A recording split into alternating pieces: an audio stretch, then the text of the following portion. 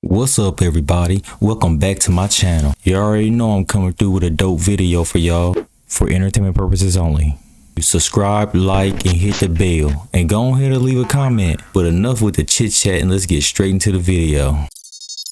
Somebody recorded a UFO crash site up close. Let's look into the video. This is the crash site, up close in person. They got jets flying over the skies looking for it. Y'all seeing this? UFO crash site up close in person. And y'all know we gonna start to see more and more strange things like this.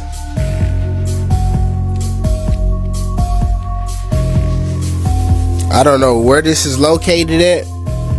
If y'all know where it's located at, let me know in the comments. But y'all seeing this?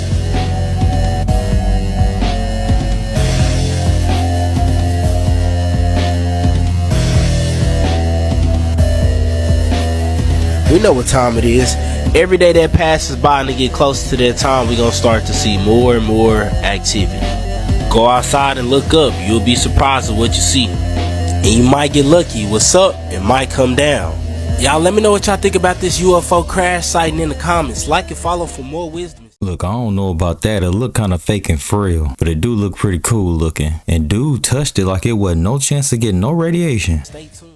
Here are some of the weirdest things that you can do with your body after you die. If you have faith in future technology being able to revive people, you can pay $200,000 to have your body frozen in a chamber of liquid nitrogen. The Alcor Cryonics facility in Arizona currently holds over 100 deceased people, including MLB legend Ted Williams. We're all hoping to one day be brought back to life. If you want Would y'all get y'all body done like that? to go out in style, you can hire a cremation artist to turn your ashes into a galaxy orb like these ones. There's also a company that makes special urns which cast a shadow of your face so that your loved ones can feel like you're always with them. If you have tattoos and would like them to be preserved forever, you can pay to have parts of your skin cut off and framed. With a traditional burial, it can take the body up to 15 years to decompose. But biodegradable mushroom coffins will completely decompose your body within 4 to 6 weeks and allow you to become one with nature. If you're more of an ocean person, you can have your ashes turned into the base of an eternal coral reef. This way you can help coral reefs bloom and become a sustainable habitat for marine life. And if you're not a fan of keeping your body on Earth forever, you can pay a company called Celestis $2,500 to blast your ashes into orbit. Wait, it's illegal to interact with dolphins because of what? Did you know that it is against the law to interact with dolphins unless you are at an aquarium, zoo, theme park, etc.? The reason for this is not to protect dolphins, but to stop humans from developing connections with mammals that are actually smarter than us. Dolphins have a cerebral cortex that is 40% larger than humans, and they have their own language which we are unable to comprehend. It is considered that dolphins may have knowledge about Atlantis, Lemuria, etc., which generally is hidden from the public via the Vatican archives. Damn! Okay, so I definitely agree with this post.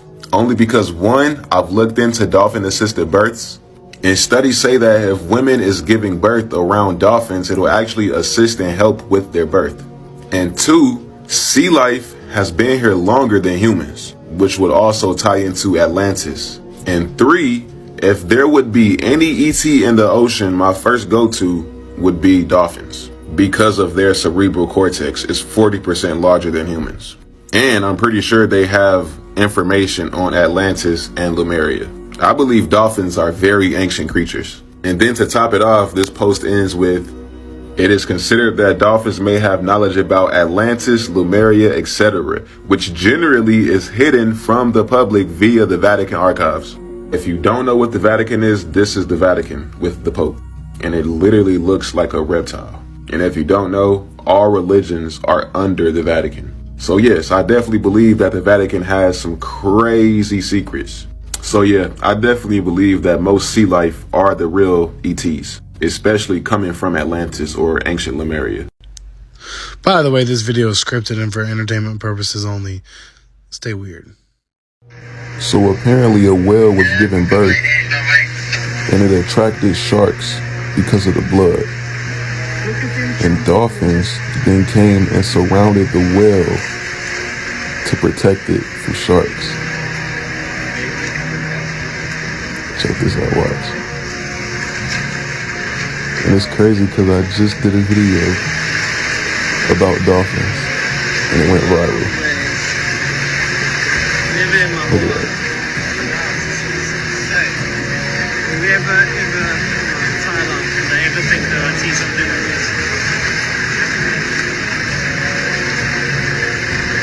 That's amazing. The interconnectedness is amazing. It's like the Avatar, the way of water. This is amazing.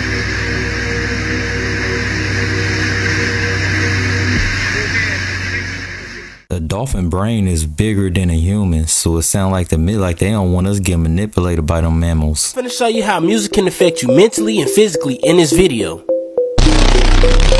Pay attention. This is a metal car, by the way. And that is glass.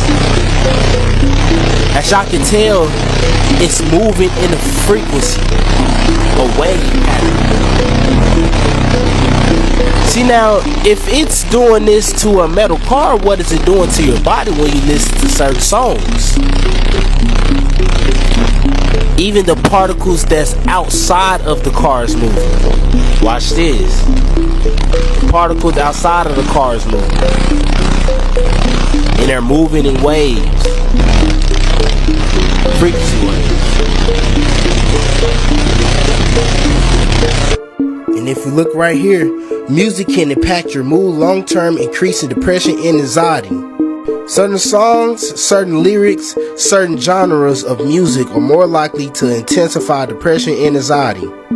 Because of this harmonic misalignment, listening to 440 Hz music would seem to make people anxious, nervous, or aggressive, because it is not harmony with the natural frequency of the planet. And we're going to top it off with this. Hawking developed a scale that assign distinct frequencies values to different emotions, range from shame 20 to enlightenment 700 plus. Emotions such as fear and anger has lower frequencies, while emotions like love and joy were found in higher frequencies. That be the reason why when you listen to gangster music you feel like sliding or feel depressed? Y'all let me know what y'all think about how the frequencies affect us in the physical realm in the comments. Like or follow for more wisdom and stay tuned. Follow me. Remind me of the 2000s, beating down your block. You can hear me before you see me. Which it is that dumb.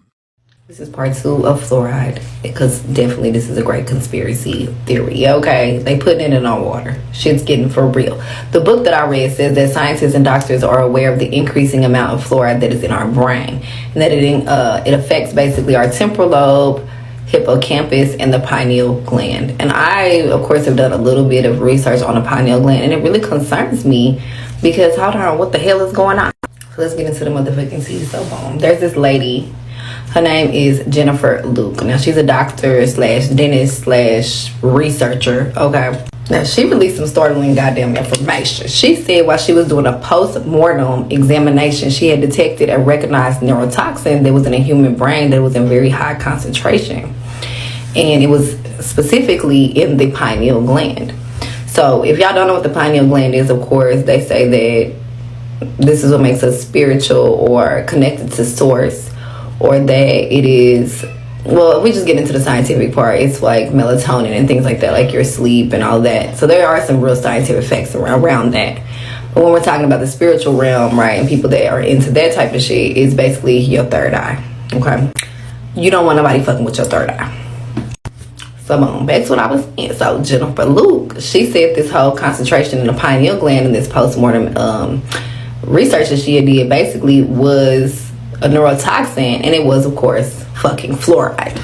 So even if we assume that the real reason that the USA put fluoride in our drinking water was for those medical benefits, I just want to know how many people really know that this whole putting fluoride in the water shit has never been approved by the FDA. Some concerning facts for me as well was that there is actually many countries who have completely banned putting fluoride in their drinking water, especially Europe, Japan. And also there are more people drinking that type of goddamn water in the US than there is in any other country in this world. Another startling fucking fact is that the World Health Organization has said that there is no difference in tooth decay between Western nations that have fluoride in our water and those who do not. Also, fluoride is not a nutrient, and 64 studies have linked fluoride with reduced IQs in children. So I remember back in the day, I found out about this motherfucking conspiracy theory, okay? And I ain't gonna lie, a bitch was tripping, okay? I went to go find me some damn toothpaste that didn't have it in it. And it's very, very hard to find toothpaste that does not have fluoride in it. You can find it online though. You can find all natural online, so check that shit. But even mouthwashes, everything has all of that fluoride shit. Have y'all ever wondered, and do this shit, look on the back of your toothpaste label or your mouthwash label and see what it says if you digest too much, what you're supposed to do. Call poison control. Do y'all even drink tap water? And what the fuck, what do y'all think about them putting fluoride in our water? Please let me know in the comments, because I know I ain't the only one that's tripping. Bro, this one's insane. Fluoride, the stuff that's in our water and in our toothpaste, is actually a toxin. So you tell me, do you think we should be drinking fluoride every day? This fluoride stuff is pretty creepy, man. How many of y'all still drinking out the tap? Using that tap water for your coffee, for your Kool-Aid, for your lemonade, your teas. About fentanyl, like the truth about fentanyl is you have to follow the money all the way back to China. See, we owed the People's Republic of China $900 billion that we cannot pay back.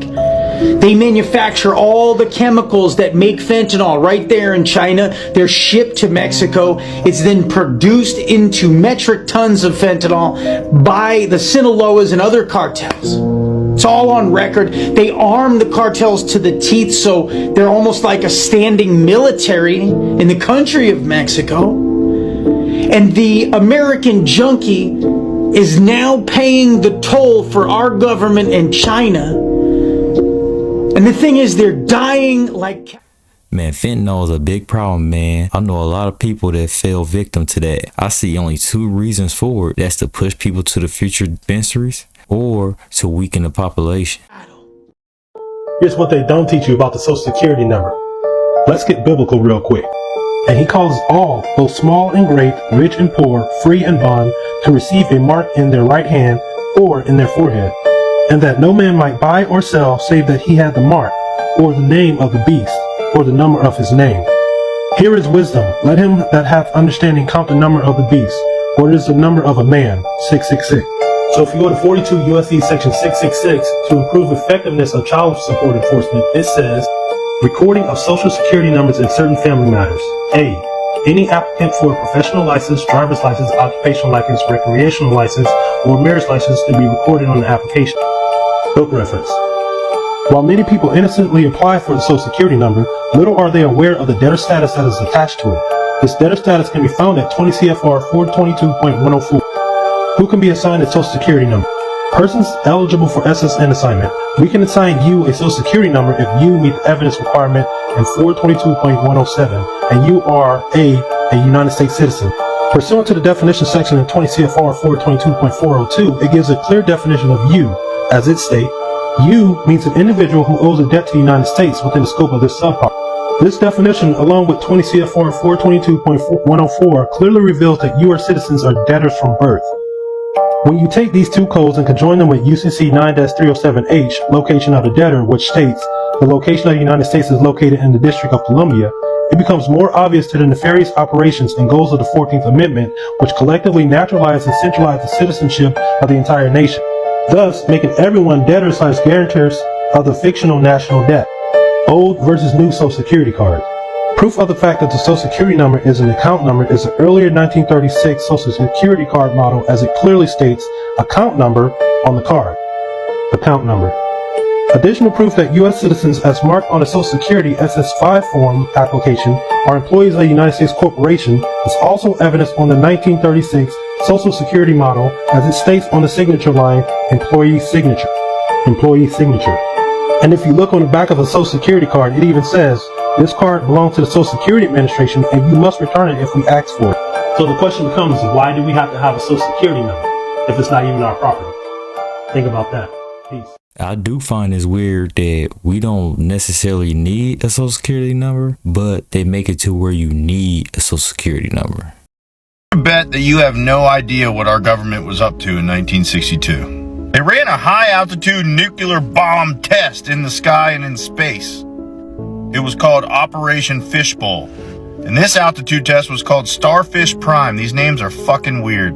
Yeah, so in a nutshell, they sent 5 atomic bombs screaming into space. Why would anyone want to do that? Especially when the firmament's undefeated, you know, like why take the chance? Let's fast forward to the 90s. This guy behind me is Mike Degree. He's a historical documentary creator of the deep sea. Well, Mikey and the boys are filming at the bottom of the ocean and they stumble upon a body of water that looks like a lake inside the ocean. I'm talking this thing has a shore, it's got waves coming up to the shore, and this is all underwater. So Mike and his crew try to take his submarine down and actually enter into this body of water, and it won't let them through. It bounces them. Check it out. Lake and tried to descend in it and bounced off. It was so super saline and dense that the submarine couldn't go down in it. We literally bounced off, and as we bounced off, we sent ripples heading back to the shoreline. So atomic bombs can't penetrate the top. Neither can rockets, neither can spaceships. There's no way to penetrate the bottom and get out that way. What more proof do you need? The firmament is real.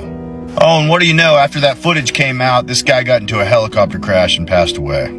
It's okay to think different than the government. Hell, yesterday, Google's AI system says all the pictures of the United States moon landing is completely fake.